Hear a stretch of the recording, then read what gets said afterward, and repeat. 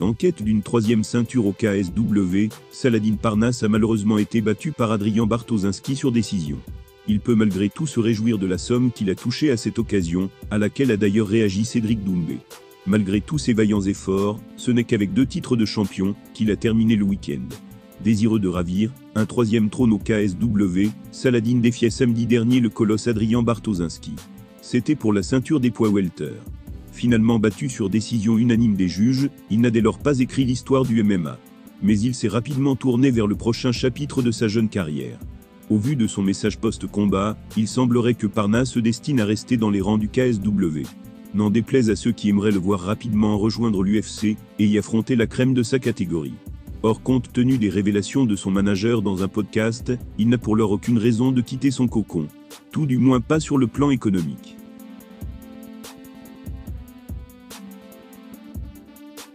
Voilà ses mots. Mon rôle c'est vraiment de sécuriser l'avenir de Salah. Je sais d'où il vient, et je sais aussi que ce n'est pas facile de gagner sa vie. Là, il a l'opportunité de très bien gagner sa vie. Au KSW, on est très bien payé. C'est largement plus de 50 000 €, et je n'ai pas dit 51 000, 55 000 ou 60 000. Je dis bien largement plus que ce chiffre que je viens d'annoncer. S'il ne donne pas les émoluments exacts de son protégé, Hatch laisse entendre que ceci se rapproche davantage des 100 000 €. Ce qui est loin du maigre salaire initial d'un combattant UFC. À ce titre, quoi de plus logique que d'assurer la retraite du prodige de 26 ans, avant de le lancer dans la cour des très grands. Un plan de carrière que comprend tout à fait Cédric Doumbé, qu'il a même évoqué ces dernières heures. Il a déclaré, je cite, « C'est toujours une bonne paye. Et oui, Chacal laisse-les prendre leurs 1500 € chez Dana Blanc. Si le KSW ne possède pas le prestige international de l'UFC, il a le mérite de rémunérer grassement Saladin Parnasse. » Cédric Doumbé en a bien conscience, et s'est donc permis ce tacle, envers ceux qui ne jurent que par la fédération de Dana White.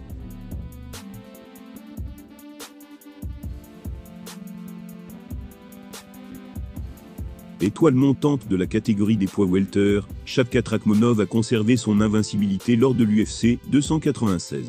Et ce quelques heures seulement après avoir été interrogé par RMC Sport sur Francis Ngannou.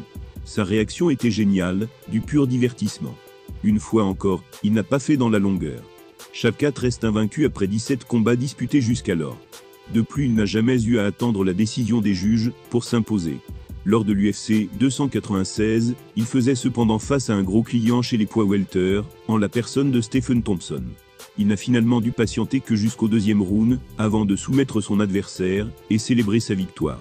En plus de porter son bilan à 18 victoires pour 0 défaites, Rakhmonov a signé un 18e finish consécutif samedi dernier. Et ce, contre un adversaire qui ne s'était jamais incliné auparavant par soumission. De quoi témoigner de l'immense talent du Kazakhstanais, qui fait plus que jamais régner la terreur à l'UFC. Au micro de RMC Sport, il ne s'est d'ailleurs pas montré intimidé par le moindre adversaire potentiel. Hormis l'un d'eux, la vidéo en dit long.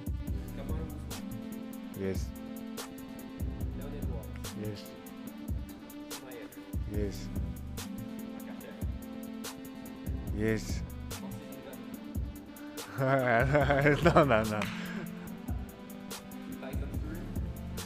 Tyson Fury. Yes. Remember fighting.